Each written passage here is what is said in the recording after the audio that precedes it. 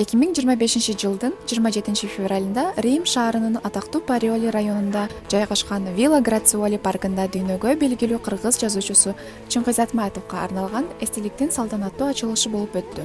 Бул долбоор Кыргыз Республикасынын Италия Республикасындагы элчилиги тарабынан кыргыз маданий мурасын жайылтуу жана илгерилетүү алкагында ишке ашырылды. Буга чейин 2024-жылдын октябрь айында Кыргызстандын президенти Садыр Жапаровдун Италияга болгон расмий сапарынын алкагында Рим шаарында Кыргызстан паркы ачылган. Айтматовдун чокусу деп аталган эстелик Караранын ак мраморунан жасалган. Анын автору белгилүү кыргыз скульптору Алексей Морозов.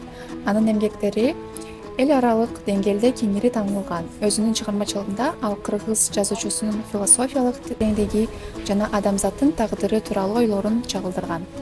Салтанаттуу иш-чарага Италиянын Маданият министрлигинин, Тышкы иштер министрлигинин, Рим, Градаро, Сан-Анджело, Лафрате шаарларынын мэрияларынын өкүлдөрү, дипломатиялык корпусунун өкүлдөрү, Италиянын жана дүйнөнүн алдыңкы массалык маалымат каражаттары, чыгармачыл чөйрөнүн өкүлдөрү, илимий, маданий жана ишкердик чөйрөлөрдүн өкүлдөрү, ошондой эле Чыңгыз Айтматовдун үй бүлө мүчөлөрү жана Италиянын ар кайсы бурчунан келген кыргыз диаспоралык уюмдарынын өкүлдөрү катышты. Өз сөзүндө элчи Талай Базарбаев Айтматовдун чокусу эстелиги кыргызстандыктардын жана италиялыктардын жаңы муундары үчүн ышыктануу символу болуп, маданий мурасты сактоонун маанилүүлүгүн жана искусствонун улуттар менен маданияттарды бириктирүүчү күчүн эскертип туруусун белгиледи.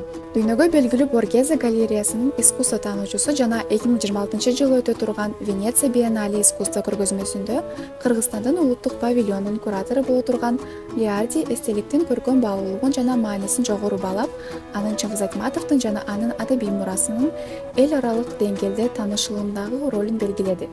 Чыңгыз Айтматов эстелиги Кыргызстан менен Италия элдеринин ортосундагы достуктун дагы бир символу болуп, маданий диалогдун улантылышына үлгү түзөт.